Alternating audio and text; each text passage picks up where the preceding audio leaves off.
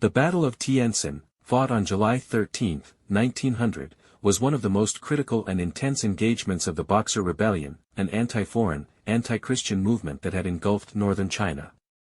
Tientsin, modern-day Tianjin, a vital port city situated southeast of Beijing, was of immense strategic importance due to its railways, waterways, and position as a gateway to the Chinese capital. In June 1900, after the fall of the nearby Taku forts to the Eight-Nation Alliance, Chinese Boxer militias, supported by regular Qing imperial troops, tightened their control over Tientsin, preparing strong defensive positions that included barricades, fortified buildings, artillery emplacements, and even modern Krupp and Armstrong guns.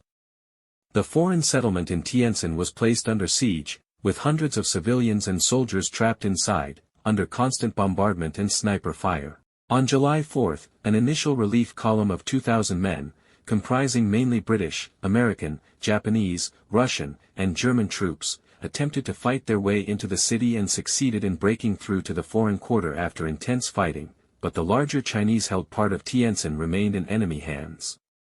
Reinforcements from the Eight-Nation Alliance gradually arrived over the following days, bringing the total Allied force to over 8,000 troops.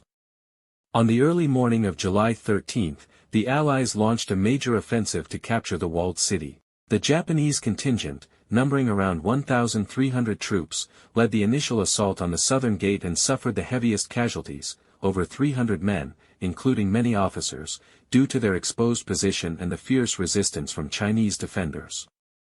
Simultaneously, British, American, French, German, and Russian units attacked from various directions, encountering stiff resistance and engaging in brutal close-quarters combat in the narrow streets and fortified alleys. The fighting was chaotic and often disorganized, as different national units had trouble coordinating due to language barriers and differing tactics. The Chinese defenders, well entrenched and well armed, fought with determination, and even set fire to parts of the city to slow the enemy's advance.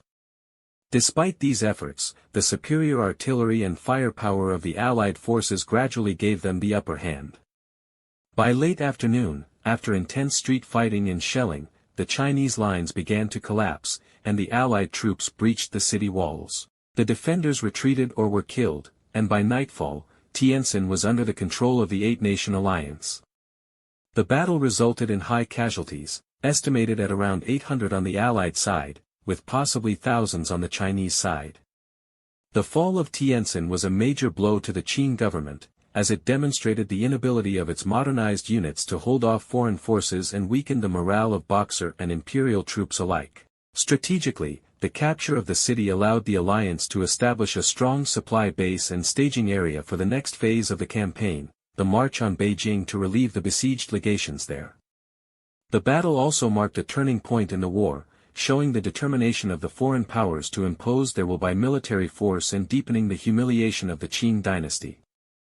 It foreshadowed the eventual occupation of Beijing and the imposition of the Boxer Protocol in 1901, which extracted heavy reparations and concessions from China.